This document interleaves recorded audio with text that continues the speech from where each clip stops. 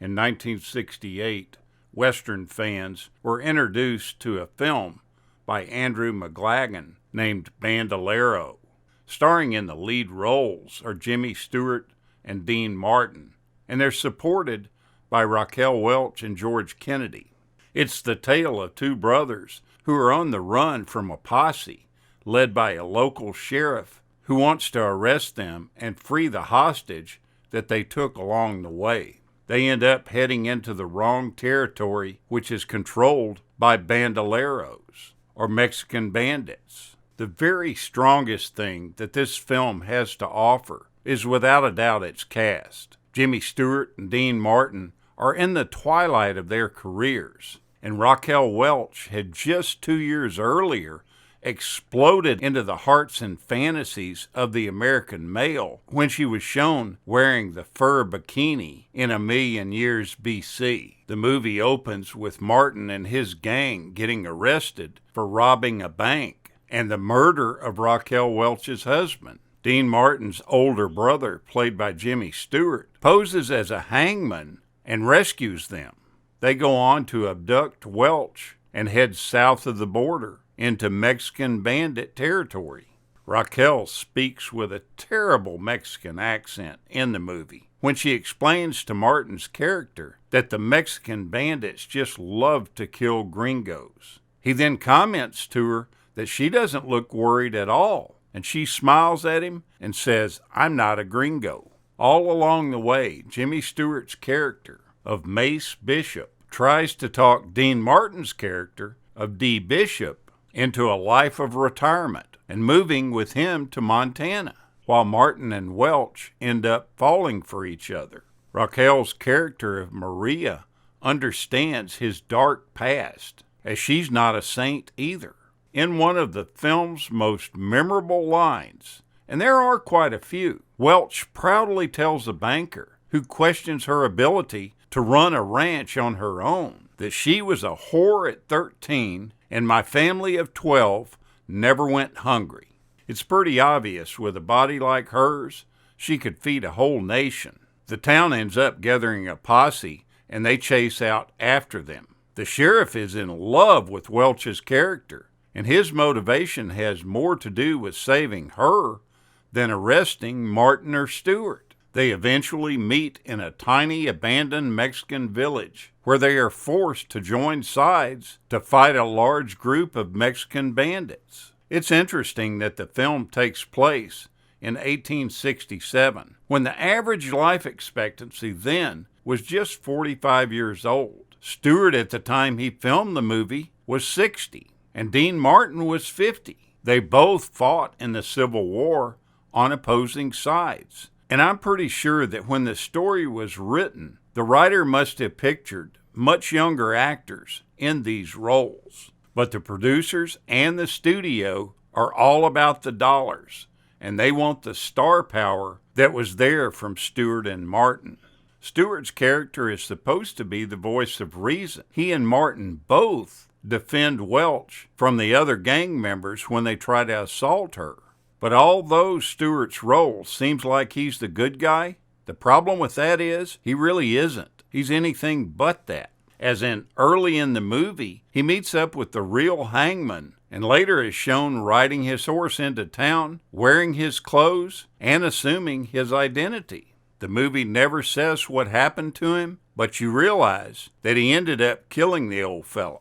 Stewart was in reality no better than the rest of the gang, as he also robs the bank on his way out of town while the posse is after his brother.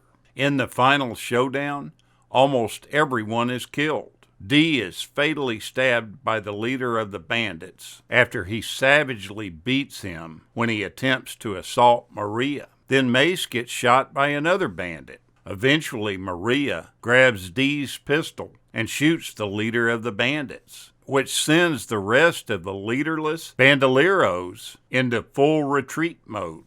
Maria professes her love to D and finally kisses him before he dies. Mace goes on to return the money to Sheriff Johnson and then falls dead due to his wound.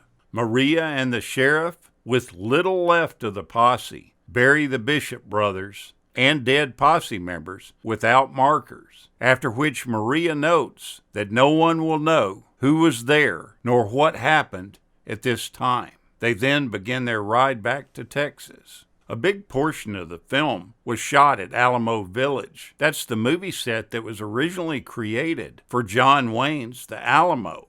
It's located just north of Brackettville, Texas. It had been open to movie companies and the public since the time that filming was complete on the movie The Alamo. In 2009, it closed down, so you can no longer visit this important filming location. Other parts of the film were shot in Kanab Canyon and in Glen Canyon, Utah. Initially, the film was going to be called Mace, but before filming was completed, they had changed the title to Bandolero. It's said that Larry McMurtry, the one that wrote the novel Lonesome Dove, reportedly paid homage to this movie by using similar names for his characters in his book. Both tales begin near the Mexican border and involve bandoleros. Both of them have a sheriff named July Johnson and a deputy named Roscoe, who travel a great distance in search of a wanted criminal and the woman that has rejected the sheriff's love.